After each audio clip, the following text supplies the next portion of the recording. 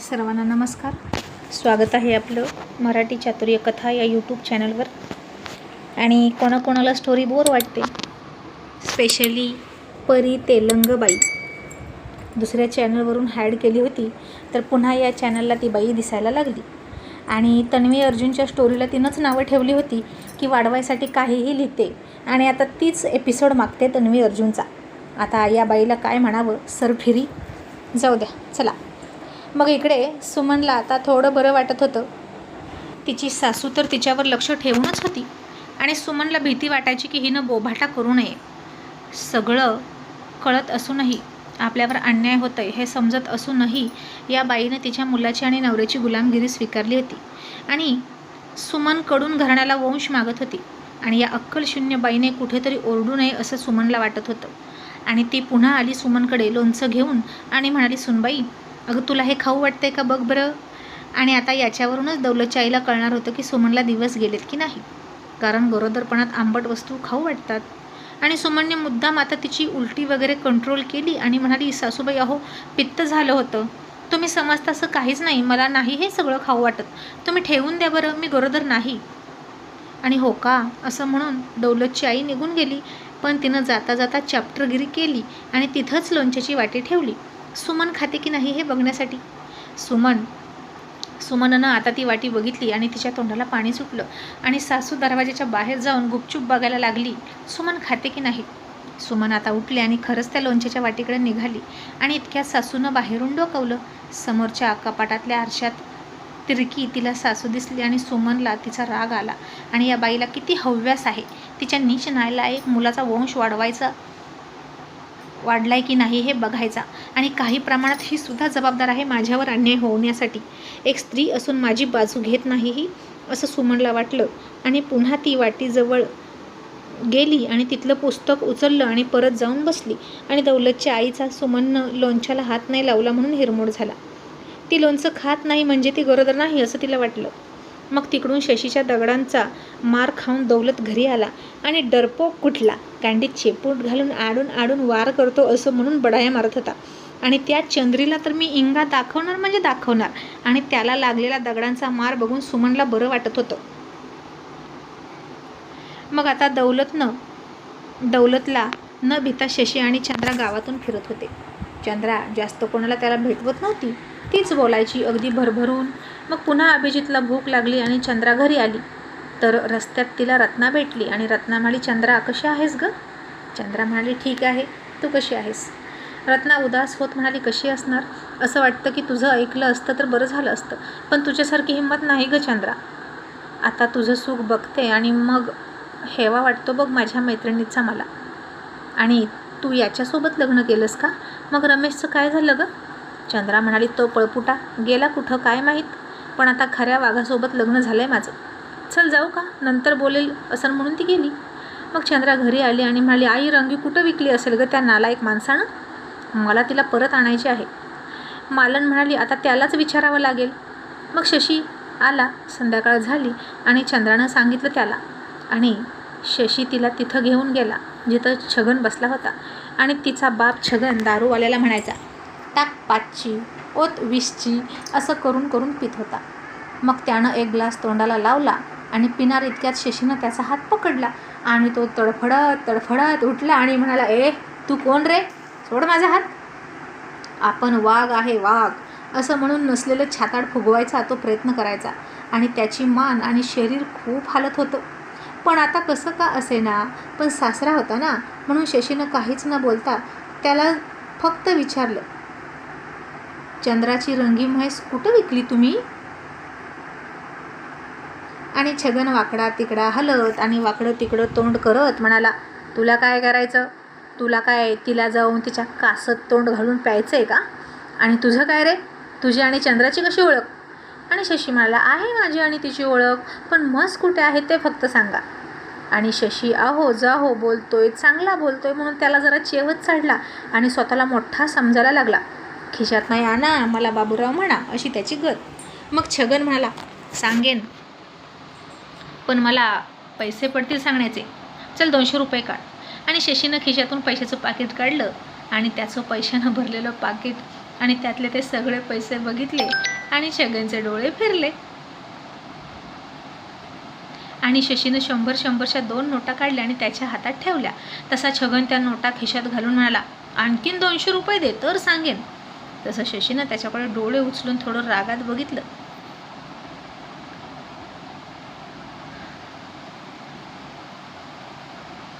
तर छगनची नजर त्या पाकिटावरच होती आणि समोर हात करून म्हणाला, चल काढ पैसे. आणि शशीनं पुन्हा 200 म्हणजे 100-100च्या 2 नोटा काढल्या आणि त्याच्या हातावर ठेवल्या आणि पाकिट बंद करून मागच्या खिशात ठेवणार इतक्यात छगन म्हणाला, आणखीन 200 रुपये दे तर पत्ता सांगेन रंगीचा.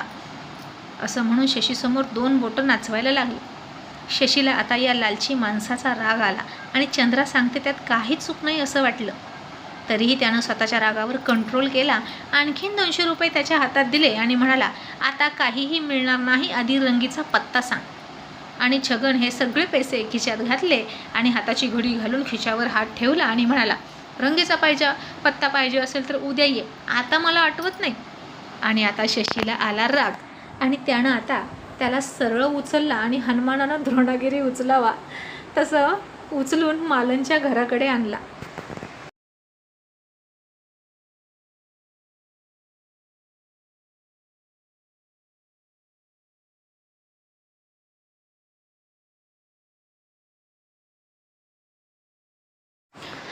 हट्टा बॉडीनं तगडा असलेला शशी आणि सरमडा दारू पिऊन पिऊन छातीचा पिंजरा झालेला छगन, पाप्याचं पितर नुसतं.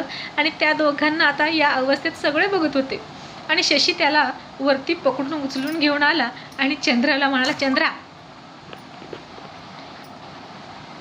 हे मला काही सांगत नाहीत, हे माझ्या डोक्यात गेलेत आणि मग माझा हात उठेल. ते सासरे बुवा आहेत ना म्हणून काही बोलत नाही मी.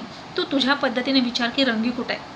चंद्राला आता खूप हसायला आलं आणि मालनसुद्धा हसत होते आणि छगन घाबरला होता. सोड मला असं म्हणायचा.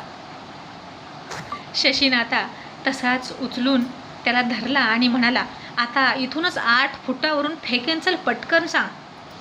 माझ्या डोक्यात जायचं नाही, नाहीतर तुझं डोकं फुटेल. आणि इथून जर मी फेकलं ना खाली तर डायरेक्ट वर जाशील, बोल फेकू का. आणि छगन घाबरू मला, नको सांगतो रंगी कुठं आहे ते त्यानं सांगितलं. आणि मग शशीनं सोडला त्याला आणि शशीनं लगेच गाडी सुरू केली आणि म्हणाला, चल बस. आणि चंद्रा म्हणाली, आता गाडीत घालून आणशील का मस, अरे चालत जाऊ लागेल. शशी म्हणाला, ओके चल. मालन म्हणाली, आता कुठे जाता, सकाळी जा. मग सकाळ कधी एकदा होते असं शशीला वाटत होतं. त्याला खूप घाई झाली होती तिला आणायची. आणि तो लवकर उठला आणि चंद्राला उठवून म्हणाला, चल पटकन. चंद्रा म्हणाली, का र, तुला काय इतकी घाई झाली आहे, तुला पण आता रंगी आवडायला लागली की काय. शशी म्हणाला, अगं तू किती रडली त्या रंगीसाठी, मग आता मला तुझ्या चेहऱ्यावर हसू बघायचं आहे, चल ना आवर पटकन. मग दोघेही तिथून थोडंसं दूर असलेल्या गावाकडे निघाले. आणि चंद्रा म्हणाली, थांब. मग ती परत आली आणि शशी म्हणाला, काय झालं. ती म्हणाली, आपलं दाव घेऊ दे, रंगीला आणायला नको का बांधून, का तिला पण रात्री माझ्या बापाला उचलला तसा उचलून आणशील खांद्यावर. आणि असं म्हणून ती हसली. मग तो म्हणाला, तिचं असेल ना दावं दुसरं तिकडं. ती म्हणाली, तसं नसतं, ते त्या मालकाला द्यायचं असतं, म्हणजे त्याच्या दावणीला एक जाऊन दुसरं जनावर येतं आणि आपलं दावं न्यायचं असतं. शशी म्हणाला, अच्छा असं असतं का. मग तिघेसुद्धा तिकडे गेले. अभिजितसुद्धा होता आणि तिथं जाऊन शशीनं आधी गोड बोलून आणि मग दम देऊन डबल पैसे देऊन रंगी घेऊन आला. आणि चंद्रा खूप खुश झाली. मग येताना अभिचे पाय दुखायला लागले आणि शशीनं त्याला थोडंसं खांद्यावर घेतला. पुन्हा अभिजितला म्हशीवर सुद्धा बसवला. आणि शशी म्हणाला, मारणार नाही ना गई. चंद्रा म्हणाली, रंगी खूप शाणी आहे, नाही मारत. आणि शशी हसून म्हणाला, मग तुझ्यापेक्षा ती रंगी चांगली म्हणावी लागेल, तिच्याशीच लग्न केलं असं तर बरं झालं असतं, कारण मारत नाही ना ती शिंग. आणि माझी बायको सारखी शिंग मारते. आणि ती त्याच्या हातात हात घालून लाडात म्हणाली, का र, रात्री कुठं शिंगे मारते, तुझं ऐकते की नाही सगळं, तुला पाहिजे तसं करते ना. आणि शशीनं तिच्या ओठांवर बोट ठेवलं आणि तेच बोट स्वतःच्या तोंडावर ठेवलं आणि असाही किस घेतला आणि म्हणाला, चंद्रा मुआ, एक दे ना माझं बक्षीस म्हणून. आणि ती लाजून म्हणाली, तुला लाज वाटते का, कोणी बघल की, माणसं असतात रानात आजूबाजूला. शशी म्हणाला, आता तू हातात हात घालून चाललीस तेव्हा नाही लाज वाटली वाटतं. आणि ती म्हणाली, एवढं चालतं. तो म्हणाला, मग आता एवढं चालतं तर आणखीन थोडंसं कर आणि दे ना एक पप्पी, वाटलं तर चल त्या ऊसात. आणि ती हसली, तिला काहीतरी आठवलं आणि म्हणाली, थांब तू इथेच थांब, मी ऊस आणते खायला. आणि चंद्रानं ऊस घेतला आणि चंद्रा शशीला म्हणाला, तुला ऊस खाता तर येतो का? आणि शशी म्हणाला, अगं 150-200 एकर जमीन असलेल्या बागायतदाराचा मुलगा आहे मी, हे सगळं मला जमतं. आणि मग शशी ऊस सोलून अभिजितला द्यायचा आणि अभिजित ऊस खायचा.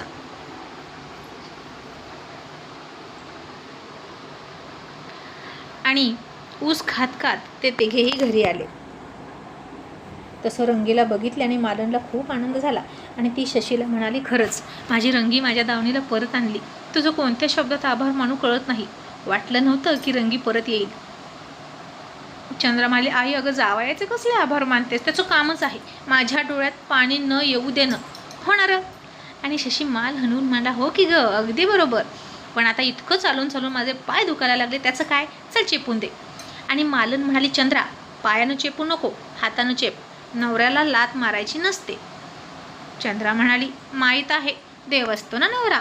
माझ्या डोळ्यात पाणी येऊ नये म्हणून माझ्या नवऱ्यानं माझ्यासाठी मस परत आणली.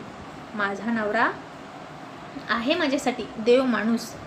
पण तुझ्या नवऱ्याचं काय ग, त्याला लाथानं मारला पाहिजे असं वाटत नाही का तुला? आणि मालन म्हणाली, काय करतेस बाई, जे नशिबाला आलंय ते स्वीकारावं लागतं आणि पुढे जावं लागतं.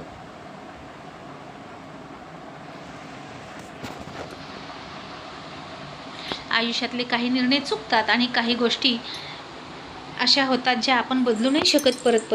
शेवटी नातं कपड्यासारखं तर बदलू शकत नाही आपण, आणि आवडलं नाही म्हणून काही काळाने फेकूनसुद्धा देऊ शकत नाही. आयुष्यभर तेच ओझं व्हावं लागतं.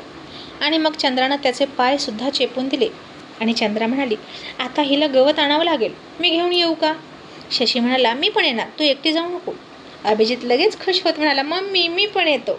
आणि अभिजितला तर आता कंटाळा येतच नव्हता. खूप आनंद वाटायचा त्याला इकडे तिकडे फिरायला. तिकडं हॉस्टेलच्या लाईफमध्ये 4 भिंतीच्या आत राहिला अगदी लहानपणापासून, आणि आता त्याला कुठे मोकळं वातावरण फिरायला मिळत होतं. आणि सगळं फिरायला आवडायचं, सगळीकडे दिवसभर फिरायचा आणि रात्री दमून लवकर झोपायचा. आणि मालन म्हणाली, चंद्रा आता राहू दे, आता हौसा अक्काकडून आणते थोडंसं, आणि मग उद्या गवत आणा. आणि इकडे दौलतच्या माणसानं लगेच दौलतला खबर सांगितली की धाकलं धनी त्यानं त्या चंद्राची म्हस परत आणली. गावात सगळ्यांची कामं पण करतोय बघा, लय हिरोगिरी करायला लागलाय चंद्राचा नवरा. दौलत म्हणाला, म्हस परत आणली काय, त्याच्या आईला कसा टोनका लावायचा ते ठरवतो आता. आणि सुजलेला खांदा घेऊन मला, अगं आई ग, लय जीव खाऊन दगड मारला साल्यानं मादरचोत कुठला. आता त्याला असा गायब करतो ना की चंद्रासुद्धा त्या कस्तुरीसारखी येडी होऊन जाईल. त्याच्या जीवावर किती माज दाखवते बघितलं ना, म्हणे अंगाला हात लावून दाखव. आता फक्त अंगाला हात नाही तर त्याच्यासमोरच तिला पूर्ण अंगाखाली घेतो, तोपर्यंत त्याला तसंच गाफील राहू द्या, असं म्हणून दौलत त्याची रणनीती आखायला लागला. मग आता बघू पुढे दौलत त्याच्या मनसुब्यात यशस्वी होईल का, की पुन्हा शशी पुन्हा एकदा त्याची फजिती करेल.